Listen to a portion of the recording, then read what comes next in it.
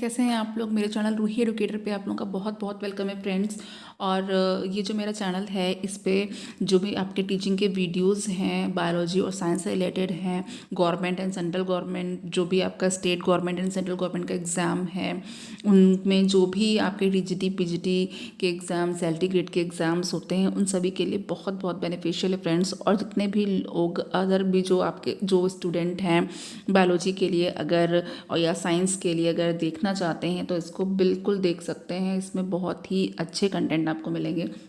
तो फ्रेंड्स देखिए, मैं इतने दिनों से वीडियोस बना रही हूँ फ्रेंड, और मेरे जो भी चैनल है इस पे बहुत सारे वीडियोस हैं, 200 प्लस वीडियोस आपको मिलेंगे इसमें। तो आप चैनल पे विज़िट करिए, एटलीस्ट एक बार विज़िट ज़रूर करिए और देखिए कि चैनल पे जो भी बताया गया है आप लोगों को कितना आपके लिए रेलेवेंट है और कितना नहीं है।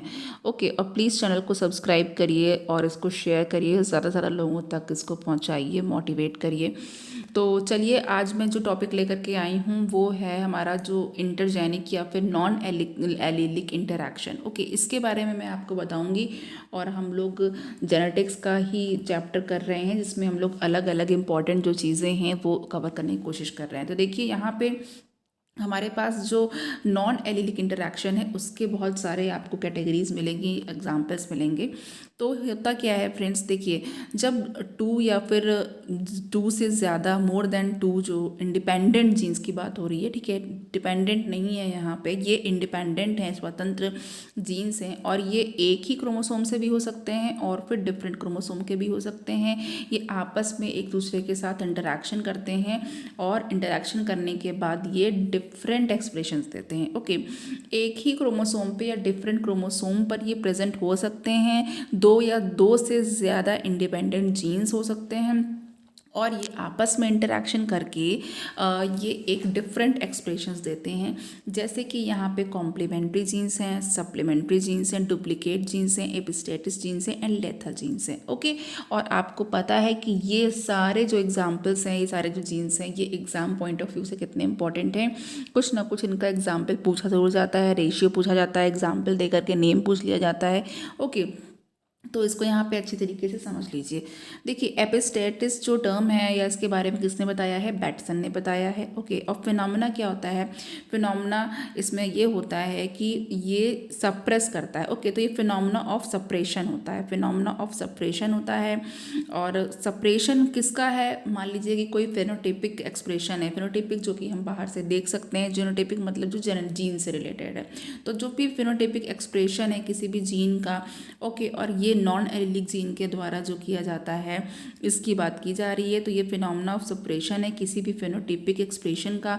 और जीन्स की बात हो रही है तो जीन के लिए कहा जा रहा है by a non allylic gene. Okay, यहाँ पे एलिलिक जीन नहीं है, नॉन एलिलिक जीन है जो कि अपना खुद का इफेक्ट शो करता है। ओके, तो जो जीन है वो क्या करता है, वो दूसरे के इफेक्ट को मास्क कर देता है, उसकी मास्किंग कर देता है। जैसे कि हम लोग अपने फेस पे मास्क लगाते हैं या किसी भी चीज़ को मास्क कर दिया जाता है।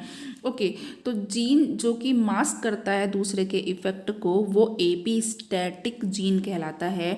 और जो दूसरा वाला जीन जो कि सप्रेस हो जाता है मास्किंग के द्वारा वो हाइपो कहलाता है, हाइपोस्टैटिक कहलाता है। ओके, तो इट मीन्स कि इसमें भी एक हाइपो और एक हाइपर है, या तो इसमें भी एक रेसेसिव है और एक डोमिनेंट है। ओके, तो टू टाइप्स के होते हैं, ये डोमिनेंट भी होते हैं और एक रेसेसिव भी होते हैं।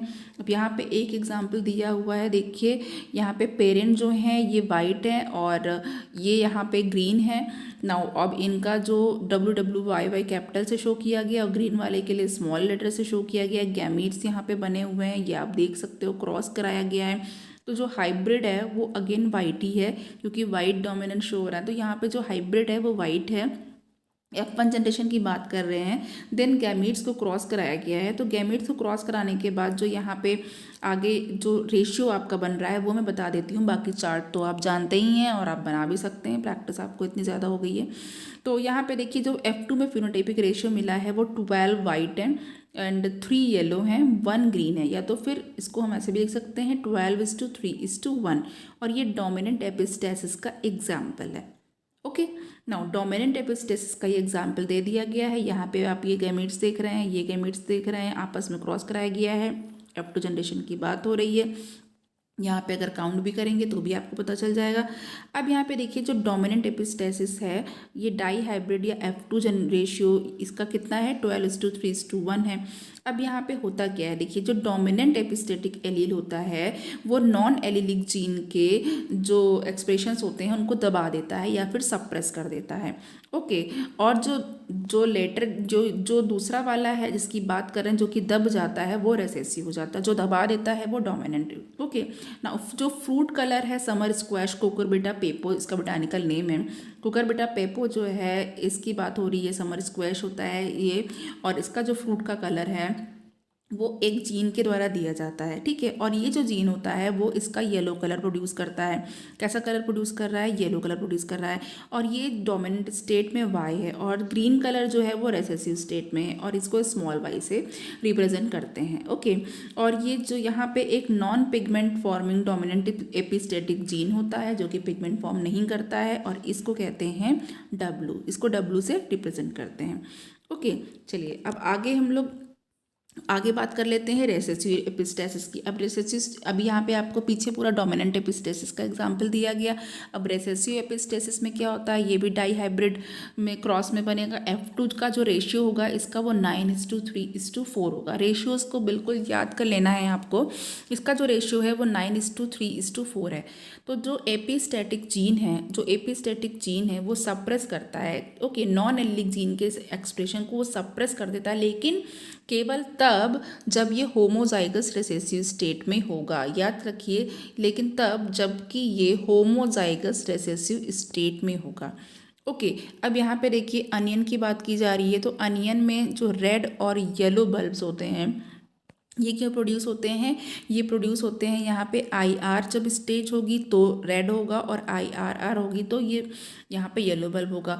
और जब एपिस्टेटिक जीन वो होमोजाइगस हो रिसेसिव होगा तो जो बल्ब होगा वो वाइट दिखाई देगा, और उसका क्या को उसके लिए क्या रिप्रेजेंटेशन होगा, small I R capital R and small I and small RR। Okay, और दूसरा एग्जाम्पल है कोट कलर जो कि माइस में होता है, वो भी रिसेसिव एपिस्टेटिस को शो करता है। अब यहाँ पे देख लेते हैं, यहाँ पे जो आपके पास चार्ट बना हुआ है वो बना हुआ है यहाँ पे F2 जनरेशन में फिनोटाइपिक रेशियो आएगा आपका। ओके, क्या ऑगूटी कलर होगा, और 3 कलर्ड 9 ऑगूटी होंगे, 3 होंगे वो कलर्ड होंगे, एंड 4 एल्बिनो हो जाएंगे। और ये रेसेसिव एपिस्टेटिस का है। यहाँ पे देखिए पेरेंट जो हैं वो कलर्ड हैं, ओके, और इन यहाँ पे ये एल्बिनो है। कलर्ड के लिए जीन यहाँ पे कैपिटल C स्मॉल a है, और यहाँ पे स्मॉल c कैपिटल A है। और यहाँ पे एल्यूटिव जो है अगूटी जो है यहाँ पे वो आप देख ही सकते हैं, दोनों का जो कॉम्बिनेशन हो गया है ना, सेल्फिंग कराई गई है F1 की। तो यहाँ पे जो गैमीट्स हैं यहाँ पे F2 जनरेशन में जो रेशियो मिला है वो 9:3:4 है। ओके, आप खुद भी क्रॉस करा के इसको देख सकते हैं, प्रैक्टिस आपकी तो है, हो भी जाएगी ना। अब आगे हम लोग बात करते हैं, आगे है हमारे पास सप्लीमेंट्री जीन। ओके, अब सप्लीमेंट्री जीन्स की बात करेंगे फ्रेंड। तो सप्लीमेंट्री जीन्स जो हैं ये भी डाई हाइब्रिड F2 रेशियो इसका 9:3:4 है। यहाँ पे जो 2 नॉन एलिलिक जीन्स होते हैं जिसमें कि एक टाइप जो जीन्स का होता है वो अपना इफेक्ट प्रोड्यूस करता है, बल्कि जो दूसरा वाला वो प्रेजेंट हो तो भी और नहीं भी होगा तो भी, ठीक है, प्रेजेंट है तो भी अगर प्रेजेंट है या तो नहीं भी प्रेजेंट है तो भी। और जो सेकंड वाला है वो सप्लीमेंट्री जीन होता है, वो अपना इफेक्ट प्रोड्यूस करता है, लेकिन तब प्रोड्यूस करता है जबकि जो पहला वाला है वो कोई न्यूट्रेट फॉर्म कर रहा है। ओके, तो ये इसका केस है। नाउ अब यहाँ पे शोला या फिर सोरगम है, उसमें क्या है कि एक जीन जो है वो प्रोड्यूस कर रहा है ब्लैकिश पर्पल ग्लूम जो होता है, ग्लूम एंड स्पेथ आपने पढ़ा होगा। ओके, तो ये ब्लैकिश पर्पल ग्लूम जो है बहुत पतला सा एक स्ट्रक्चर होता है, ये आपको जो भी ग्रामिनी कुल के जो ग्रामिनी फैमिली के जो पौधे होते हैं उसमें देखने को मिलता है। तो ये जो ब्लैकिश पर्पल ग्लूम कलर है ये प्रोड्यूस करता है जब डोमिनेंट स्टेट P होती है, और ब्राउन कलर प्रोड्यूस करता है जब रिसेसिव स्टेट आ जाती है। ओके, तो इस तरीके से कलर का वेरिएशन होता है, डोमिनेंट में कुछ और होता है, रिसेसिव में कुछ और होता है। यहाँ पे बेसिकली हमको यही सारी चीज़ें पढ़नी है, देखनी है, और मेन आपको इसका रेशियो याद रखना है कि कौन से जीन का इफेक्ट क्या है और उसका रेशियो क्या है।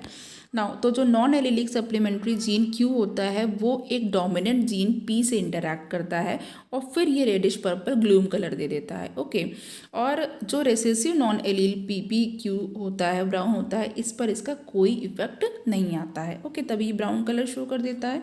अच्छा, अब एक क्रॉस जब कराते हैं जो कि ब्लैकिश पर्पल और ब्राउन के बीच में होता है तो ये रेडिश पर्पल ग्लूम देता है, एंड F2 डाइहाइब्रिड रेशियो में 9:3:4 का रेशियो आ जाता है। चलिए, ओके, नेक्स्ट हम बात कर लेते हैं कॉम्प्लीमेंट्री जीन की। कॉम्प्लीमेंट्री जीन जो है वो बैटसन एंड पुनेट ने बताया, इसके बारे में खोज की, और डाइहाइब्रिड F2 रेशियो इसमें 9:7 का होता है। अगर दो जीन्स जो है वो डिफरेंट डिफरेंट जगह पे या लोकेशन पे, लोकाई पे प्रेजेंट हैं और ये सेम ही इफेक्ट प्रोड्यूस कर रहे हैं, जब अकेले होते हैं और जब इंटरैक्शन होता है तो न्यूट्रेट प्रोड्यूस करते हैं। ठीक है, यानी कि जब साथ में हैं तो न्यूट्रेट प्रोड्यूस करते हैं, लेकिन जब अकेले होते हैं तो डिफरेंट लोकेशन पे तो सेम इफेक्ट करते हैं। ऐसे जीन्स को कॉम्प्लीमेंट्री जीन्स कहते हैं। जैसे कि अगर दो वाइट वेराइटीज स्वीट पी की ली गई, जिसको लेथायरस ओडेराटस कहते हैं, इसको कंट्रोल किया इंडिपेंडेंटली दो जीन्स ने। ओके, और ये जो दो जीन्स थे वो अलग अलग जीन्स थे। नाउ यहाँ पे CPP एंड CPP दो जीन्स थे अलग अलग, और जब इनको क्रॉस कराया तो इसमें पर्पल फ्लावर बना, capital C and capital P, तो ये F1 जनरेशन में हुआ। फिर जब सेल्फिंग की गई हाइब्रिड की, आप इसको करके भी बुक में, अपने नोटबुक में देखते रहिएगा। नाउ जब हाइब्रिड की सेल्फिंग की गई तो इन्होंने F2 में जो दिया वो 9 पर्पल दिए और 7 वाइट दिए, 9:7 का रेशियो। ओके, नाउ जो डोमिनेंट जीन था उसने प्रोड्यूस किया एक एंजाइम, और ये जो एंजाइम था ये क्या करता है, जो रॉ मटेरियल होता है फ्लावर पिगमेंटेशन के लिए उसको कन्वर्ट कर देता है क्रोमैजिन में। नाउ जो डोमिनेंट जीन P है वो प्रोड्यूस करता है एक दूसरा एंजाइम जो कि ऑक्सीडाइज हो जाता है, ऑक्सीडाइज कर देता है क्रोमैजिन को फिर से पर्पल एंथोसाइनिन में। आपको पता है कि जो बीट रूट का या फिर जो पर्पल कैबेज होती है, इसका जो पर्पल कलर होता है वो एंथोसाइनिन की वजह से होता है, और एंथोसाइनिन क्या है, एक पिगमेंट है। तो देखिए, जो डोमिनेंट एलील्स होते हैं वो दोनों ही जीन्स के वो रिक्वायर्ड होते हैं फ्लावर के कलर के लिए। ओके, तो अगर डोमिनेंट जीन रिक्वायर्ड है तो वो क्या करेगा, अगर डोमिनेंट जीन है तो वो फ्लावर का कलर शो करेगा। नाउ नेक्स्ट की हम बात कर लेते हैं।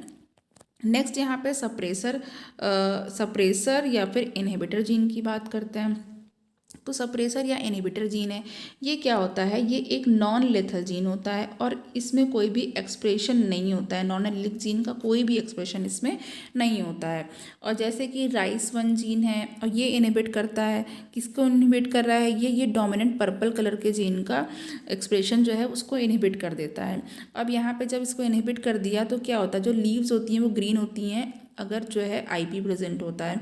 अच्छा, ग्रीन लीव्स जो होती हैं वो तब भी इनका कलर ग्रीन रहता है जब जो लीफ कलर जीन जो रिसेसिव होता है अगर तब भी होगा, तब भी इनका ग्रीन कलर ही बना ही रहेगा। नाउ अब जब इनका क्रॉस कराया गया दोनों के बीच में तो हाइब्रिड जीन बना, और जब सेल्फ ब्रीडिंग की गई तो 3 पर्पल बने और 13 ग्रीन प्लांट्स बने। ओके, नाउ आगे देख लेते हैं। आगे कोलैबोरेटिव जीन्स हैं, कोलैबोरेटिव सप्लीमेंट्री जीन्स हैं। तो इसमें क्या होता है, जो दो डोमिनेंट नॉन एलिलिक जीन्स होते हैं वो इंडिपेंडेंट एक्सप्रेशन को शो करते हैं, लेकिन जब ये साथ में प्रेजेंट होते हैं तो ये इंटरैक्ट करते हैं एक दूसरे से और एक नया ट्रेट या नया लक्षण शो करते हैं।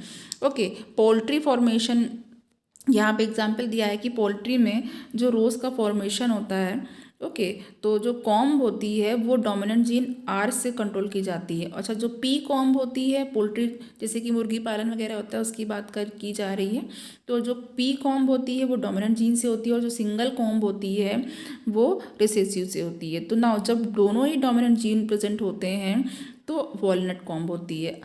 नाउ अब यहाँ पर देखते हैं जो क्रॉस होता है बिटवीन प्योर P कॉम्ब का और प्योर रोज़ कॉम्ब का बर्ड में, तो क्या होता है, वॉलनट कॉम्ब प्रोड्यूस होती है। देखिए फ्रेंड, अब जो रेशियो आएगा वो 3 वॉलनट, 3 P और 3 रोज़ और 1 सिंगल कॉम्ब। आप समझ ही आए हैं, ये जो कि कलगी होती है या मुर्गचोटी जिसको बोला जाता है, रेड कलर की होती है, उसकी शेप, उसकी डिज़ाइन की बात हो रही है। नाउ अब यहाँ पे डुप्लीकेट जीन्स की बात हो रही है। डुप्लीकेट जीन्स क्या हैं, देखिए डुप्लीकेट जीन्स हैं यहाँ पे F2 रेशियो है इनका 15:1 का। तो दो या दो से ज़्यादा जीन्स जो होते हैं वो डिफरेंट क्रोमोसोम्स पे पाए जाते हैं, जो कि लगभग सेम या फिर नियरली सिमिलर फिनोटाइप जो लक्षण होते हैं डोमिनेंट स्टेट में आकर के प्रोड्यूस कर देते हैं। और ये सेम इंटेंसिटी होती है इनकी, इनका जो इफेक्ट होता है वो जो है वो एक साथ जब ये प्रेजेंट करते हैं तो सेम इफेक्ट आता है, जिससे कि जो डोमिनेंट फिनोटाइप होता है वो बहुत ज़्यादा देखने को मिलते हैं, तो मोस्ट अबंडेंट टाइप में होते हैं। चलिए नेक्स्ट हम लोग बात कर लेते हैं। अब यहाँ पर आगे है हमारे पास ये एग्जाम्पल दे रखा है, ओट ब्लैक ग्रीन कलर का एग्जाम्पल दिया हुआ है इन्होंने। ओके नाउ अब यहाँ पर देखिए 15:1 का रेशियो है और ये क्रॉस भी कराया हुआ है। यहाँ पे देख लेते हैं, ये फिनोटाइपिक रेशियो है 15:1। ओके, इसी का क्रॉस डुप्लीकेट जीन्स का। अब यहाँ पे आगे जब हम लोग इसको थोड़ा सा मिनिमाइज कर रहे हैं तो देख लेते हैं इसको फ्रेंड। ओके, बैक हो गया है यहाँ पे किसी वजह से। लाइक यहाँ पे ट्रायंगुलर AABB है, पेरेंट है और टॉप शेप्ड है। नाउ गेमीट्स हैं यहाँ पे, और यहाँ पे देखिए आपका जो F1 में मिला वो ट्रायंगुलर मिला, फिर सेल्फिंग कराई गई है गेमीट्स की। F2 जनरेशन में आपको सेल्फिंग के बाद यही रेशियो यहाँ पे है 15:1 का। ओके, वो मिल गया है। चलिए अब पॉलीमेरिक या एडिटिव जीन्स जो होते हैं वो क्या होते हैं। पॉलीमेरिक या एडिटिव जीन्स जो हैं ये डुप्लीकेट जीन्स होते हैं, जिसमें कि क्यूमुलेटिव या फिर एडिटिव इफेक्ट होता है। और जो दो जीन्स इंडिपेंडेंट डोमिनेंट जीन्स होते हैं वो होमोजाइगस होते हैं या तो फिर हेट्रोजाइगस होते हैं, और इनमें सिमिलर फिनोटाइपिक इफेक्ट होता है। ओके, लेकिन ये न्यू क्यूमुलेटिव इफेक्ट को प्रोड्यूस करते हैं। और ये कब प्रोड्यूस होता है, जब होमोजाइगस या फिर हेट्रोजाइगस स्टेट में होते हैं, और या तो फिर एक साथ भी प्रेजेंट हो सकते हैं। समर स्क्वैश का एग्जाम्पल मैंने पहले ही बताया था, यहाँ पे भी समर स्क्वैश का कुकुबिटा पेपो का एग्जाम्पल दिया गया है। इसमें क्या होता है, दो इंडिपेंडेंट जीन्स प्रोड्यूस करते हैं सर्कुलर या फिर स्फेरिकल शेप को एक डोमिनेंट स्टेट में। ओके, और उसके बाद जो रिसेसिव स्टेट का जो शेप होता है वो लॉन्ग होता है या सिलेंड्रिकल होता है। और जब दोनों डोमिनेंट जीन्स प्रेजेंट होते हैं तो एक डिस्क शेप का फ्रूट फॉर्म होता है। ओके, F2 हाइब्रिड रेशियो इसका 9:6:1 है, जिसमें कि 9 आपको डिस्कॉइड मिलेंगे, 6 सर्कुलर मिलेंगे और 1 लॉन्ग मिलेगा। चलिए नेक्स्ट हम बात कर लेते हैं क्वालिटेटिव इनहेरिटेंस की। क्वालिटेटिव इनहेरिटेंस में क्या होता है, ये क्या होता है। क्वालिटेटिव इनहेरिटेंस जो है एक ऐसा टाइप है इनहेरिटेंस का जिसमें कि एक डोमिनेंट एलील होता है और ये कंप्लीट ट्रेट को इन्फ्लुएंस करता है, और इस तरीके से उस पर प्रभाव डालता है या इन्फ्लुएंस करता है कि जो जो एलील्स होते हैं वो चेंज नहीं होते हैं, और इनका जो फिनोटाइपिक जो रेशियो होता है, जो फिनोटाइप होता है, मोनोजीन होता है, वो एक जीन होता है जिसमें कि एक डोमिनेंट एलील कंट्रोल करता है कंप्लीटली या तो फिर क्वालिटेटिवली एक्सप्रेशन को। तो यहाँ पे P1 जनरेशन है, यहाँ पे देख सकते हैं वाइट फ्लावर है, और यहाँ पे आपका जो कलर्ड फ्लावर मिला F1 जनरेशन है। नाउ यहाँ पे क्रॉस करा दी गई है।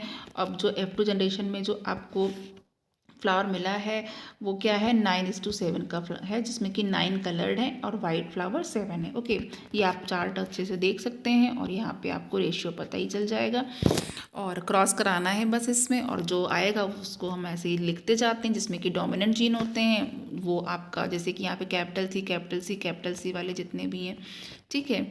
अब यहाँ पे देखिए वाइट है, 2 कैपिटल C है, वाइट है। ओके, तो इस तरीके से आपको इसका वाइट और कलर्ड और वाइट का जो है वो रेशियो पता चल जाता है। नेक्स्ट आपका क्वांटिटेटिव जीन इनहेरिटेंस है। क्वांटिटेटिव इनहेरिटेंस में क्या करते हैं, देखिए जो टोटल फिनोटाइपिक एक्सप्रेशन होता है वो क्या होता है, वो टोटल या फिर एडिटिव या फिर क्यूमुलेटिव इफेक्ट होता है जितने भी डोमिनेंट एलील्स किसी भी जीन्स में प्रेजेंट होते हैं। ओके, यानी कि किसी भी जीन्स में जितने भी डोमिनेंट एलील्स प्रेजेंट हैं उन सब का एडिटिव या फिर क्यूमुलेटिव या सम जो इफेक्ट होता है वो टोटल फिनोटाइपिक एक्सप्रेशन होता है।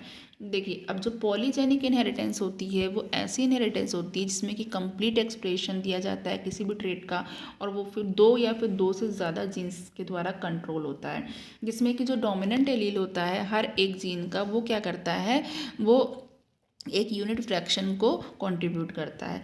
अब यहाँ पे कुछ साइंटिफिक स्टडीज़ भी की गई जिसमें कि नेल्सन थे और कर्नेल एल थे, जिन्होंने कर्नेल कलर जो होता है वीट का कर्नेल कलर, उस पर स्टडी किया था। ओके नाउ अब यहाँ पर एक चार्ट भी बनाया हुआ है, एक ग्राफ बनाया हुआ है स्किन पिगमेंटेशन पे। नाउ यहाँ पे अब हम लोग कर्नल कलर थोड़ा सा जो उन्होंने बताया है उसके बारे में देख लेते हैं। देखिए कर्नल कलर इन वीट, और ये जो कर्नल कलर है ये निल्सन ने बताया था और एल ने बताया था 1908 में। इन्होंने क्या कहा था कि जो रेड कर्नल्ड है वैराइटीज़ हैं वीट की, उसको जब वाइट कर्नल्ड वैराइटीज़ से क्रॉस कराया गया तो जो F1 में था वो मीडियम कलर के कर्नल मिले थे। और जो कर्नल कलर है वो कैसे कंट्रोल होता है, वो 2 पॉलीजीन से कंट्रोल होता है, जिसमें कि डोमिनेंट एलील भी होते हैं और ये क्या कंट्रीब्यूट करते हैं, ये कलर को कंट्रीब्यूट करते हैं। ओके, और जो कलर है वो कौन सा है, AABB रेड है, फिर यहाँ पे ये क्या है डार्क है, देन यहाँ पे मीडियम है और यहाँ पे लाइट है। ओके नाउ अब यहाँ पे नेक्स्ट हमारे पास है स्किन कलर है ह्यूमन का, डेवेनपोर्ट ने ये किया था। इसमें 3 पेयर ऑफ पॉलीजीन्स थे, जैसे कि A, B और C। नाउ अब नीग्रो वैरायटी जो थी very dark black colour is due to the presence of जितने भी 6 डोमिनेंट जो एलील्स होंगे AABBCC कैपिटल की कंडीशन में, वो सारे प्रेजेंट होते हैं। ओके उसके बाद जब सारे ही स्मॉल लेटर्स वाले स्मॉल ए स्मॉल बी स्मॉल सी जो आपका प्रेजेंट होगा, स्मॉल जो जीन्स होगा वो क्या होगा, बहुत ही लाइट या वाइट कलर्ड होगा। 6 रेसेसिव जीन्स प्रेजेंट हो जाएंगी रिसेसिव स्टेट में। फिर नॉन कॉन्ट्रीब्यूटिंग एलील्स देखिए स्मॉल ए स्मॉल बी स्मॉल सी। अच्छा जब मैरिज होगी टू उनकी तो क्या होगा, बीच में फिर मुलेटोज मिलेंगे। ओके मुलेटोज चिल्ड्रन होंगे जो इंटरमीडिएट कलर के होंगे, सेंडेंस होते हैं जनरली। नाउ अब यहाँ पे जब मैरिज होती है मुलेटिव्स की तो ये 7 फिनोटाइप प्रोड्यूस करते हैं, 27 जीनोटाइप्स प्रोड्यूस करते हैं। इसमें 1 वेरी डार्क होता है या ब्लैक होता है, 6 डार्क होते हैं, 15 फेयरली डार्क होते हैं, 20 इंटरमीडिएट होते हैं मुलेटर्स होते हैं, या 15 फेयरली लाइट होते हैं और 6 लाइट होता है, 1 वेरी लाइट होता है। ओके तो इस तरीके से ये वाला आपने किया भी होगा, इसको आपको चाहो तो क्रॉस करके देख भी सकते हो, इजी है। तो इस तरीके से यहाँ पर आज हम लोगों ने नॉन एलिलिक इंटरेक्शन की बात पढ़ी, जिसमें कि हम लोगों ने supplementary genes, complementary genes, suppressor gene, okay इतने एपिस्टैसिस, ये सारी चीज़ों की बात की है फ्रेंड्स। ओके तो आज का लेक्चर आपको कैसा लगा, ठीक है इसके बारे में बताइएगा। और प्लीज़ जितने भी लोग मेरे चैनल पर हैं उनको बहुत बहुत थैंक यू है, इसको सब्सक्राइब करिए। और लोग भी जितने भी लोग देख रहे हैं एटलीस्ट 1 सब्सक्राइब तो बनता है। ओके तो थैंक यू सो मच, अपना ख्याल रखिए।